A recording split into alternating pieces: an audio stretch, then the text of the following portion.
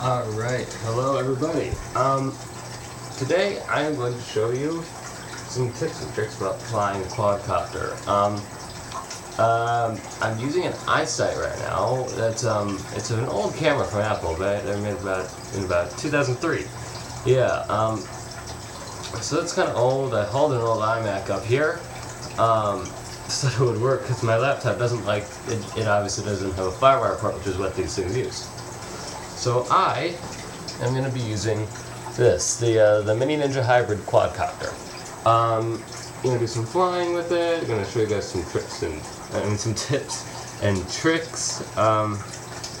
So yeah, I'm going to attach the blade guard right now.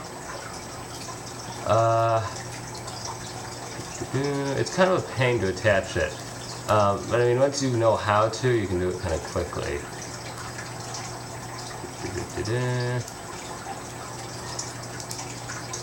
Alright, so now that we have our blade guard installed and ready to go, I will start flying it a bit. Yeah. Here's the controller.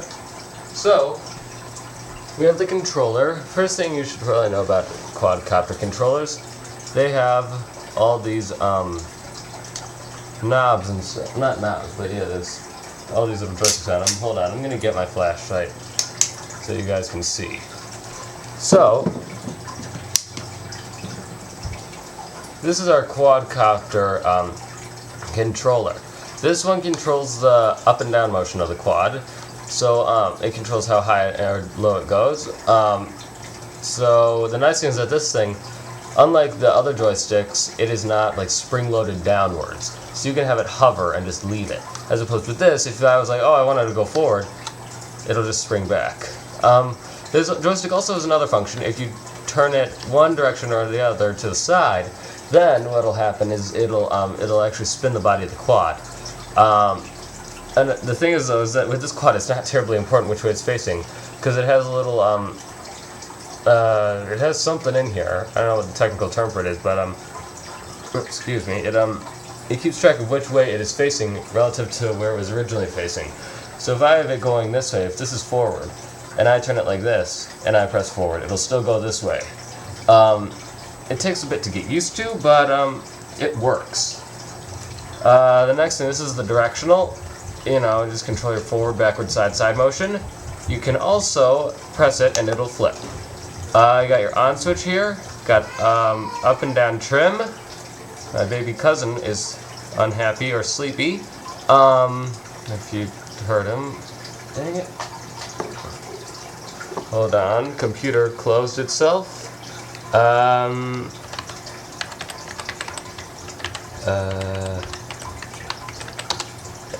I'm gonna have to move the mouse around every so often. Alright, then we have, okay, so forward and backward trim, and trimming is where the quadcopter will tend to drift forward or backward or side to side. That's natural, you can fix it with trimming. Yeah, this is the side trim, right here.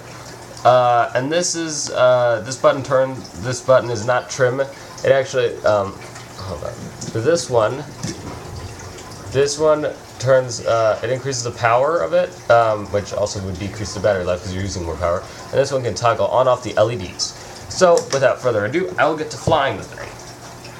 So, with quadcopters, they do something. So that, you know, if you turn it on, it won't immediately start flying if the joystick's up. So you gotta turn, you know, just move everything else here out of the way because I don't want to be stepping on quadcopters. So you turn on your quadcopter. Usually, you start blinking. You can put it on the ground over here. We turn on our controller. It usually beeps. We go up, down with it to pair it.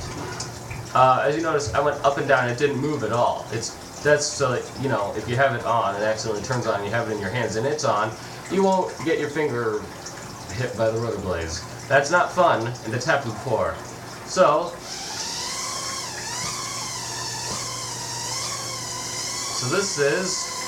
it's flying. I'm having to hover a few inches off the ground. It's not trim yet.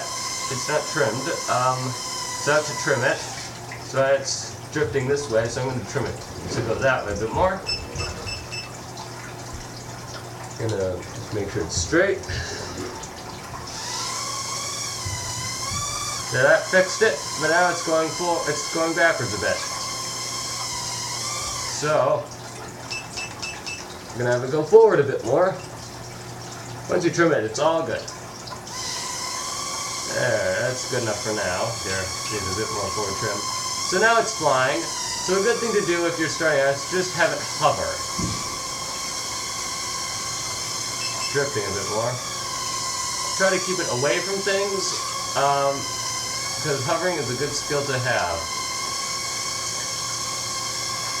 Also, don't move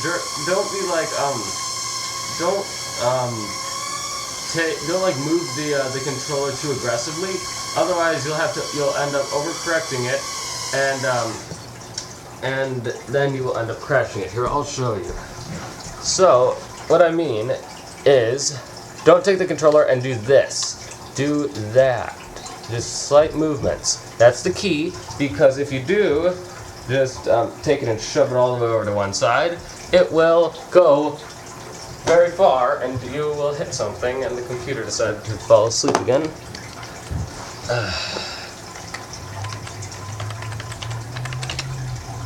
I think I messed up the password. Oh, this is annoying. And someone is throwing stuff downstairs. That's driving me nuts as well. Whatever. I didn't lock myself in my room, but my door's closed. It will keep some of the sound out. So, that's the thing with microquads. The thing with microquads is that they're very maneuverable, which can also be a little problem. They tend to move a lot. So you have to be really careful. Yeah.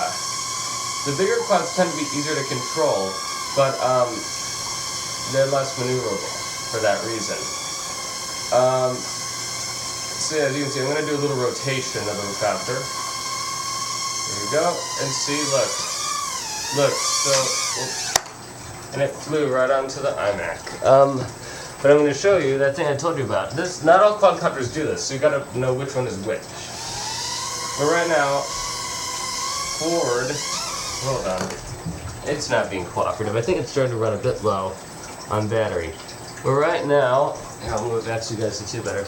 Forward is that way for the quadcopter, but it's going to go that way when I have it go forward. Because when I paired it, that was forward. See, look. Forward, it's going forward like that. It's not a feature, but I guess that it's really good if you're going to stay put. But if you're going to move with the quadcopter, it's not a good thing. Yeah. So quadcopters usually have a very short battery life, usually just a matter of minutes. That's because they just use up so much, because their motors are constantly using energy. I mean, they have to keep it in the air. But yeah. So I'm gonna probably end the video a bit soon, because my quad's gonna run out of energy soon. But I'm gonna actually see if the Kodo is gonna work. That bigger quadcopter I showed you the other day. I'm gonna see if it's gonna work for me, because otherwise I will just do it in another video. I'll go in another video. So this one, quite a bit bigger. I'm gonna take a look. It has blade guards, like I mentioned in the previous video. It's about 4 times the size of the Mini Ninja. It does not have an on switch. You turn it on by attaching the battery. I should also mention, all quadcopters run on 2.4 gigahertz. That's the radio frequency they use. It's usually either stated on the controller, like it is right here, but it's hard to see because the lighting in this room is awful, or it's on the packaging or the instruction manual. I was going to see if it was on the controller for the Mini Ninja, but it doesn't look like it. The Kodo is special. It has more trimming options. So as you see, you have your the trim here for the forward and backward, side to side. These two are for yaw and pitch, but I don't know which is which. You also have buttons to record video and photo, and you have your normal joysticks. So, here we go. We have the quad in there. It glows and lights up. This one is quite a bit more powerful, so you really don't want to touch the rotor blades on this thing. it hurts. I haven't gotten hit by it, but I've seen people who have, and they don't seem to feel very pleasant about it. It's also much louder. It's also much more noisy, because, well, it uses more energy. So we need to trim it a lot, as you can tell.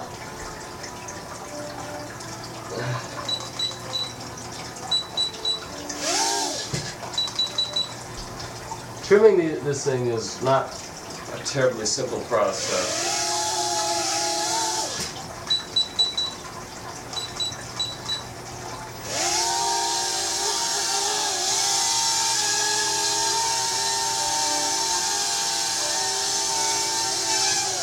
So now it's acting like it has something stuck in the rotor blades. I'll go over maintenance in the next video, because that's a relatively simple thing to do. But now, I trimmed it too much, it looks like.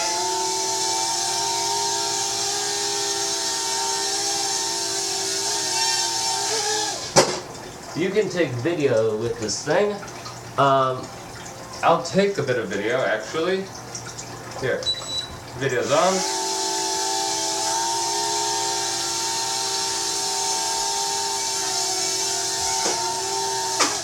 Now it's bumping into my backpack. Quadcopter tends to have a little mind of its own, I think.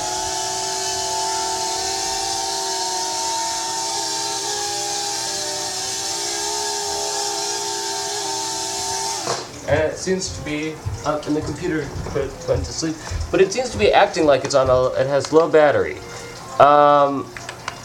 Yeah. Which is the other thing. If your quadcopter is starting to like not be able to go up more than a few inches, regardless of how much throttle you give it, that's a sign that it's running low on battery, and you'll need to recharge it. Usually the lights will start to flash as a low voltage warning. The amount of flight time you have after that it varies by quadcopter. My Mini Ninja can go for anywhere from 30 seconds to 45 seconds. This thing, I don't know, I haven't seen it run out of battery and drop out of the air.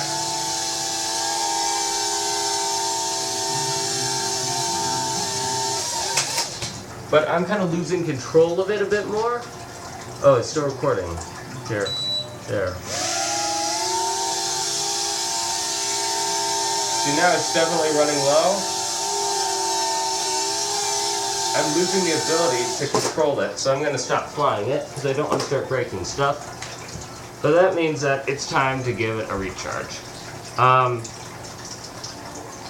So I will, I'll put the video in that I took with this thing. I'll put it into this video, and yeah, you can see it right after this. Yeah, I mean, the video quality is actually pretty good. I think it's pretty cool that they put a video camera in here, and I'm amazed that they did, because think about it, you gotta get a camera in this thing, and you have to be able to make it light enough so it'll fly, but record decent video. You also have to have a battery pack in here, and you gotta make it so it can stay in the air for a decent amount of time. Yeah, so I think that's where I'll end this video off.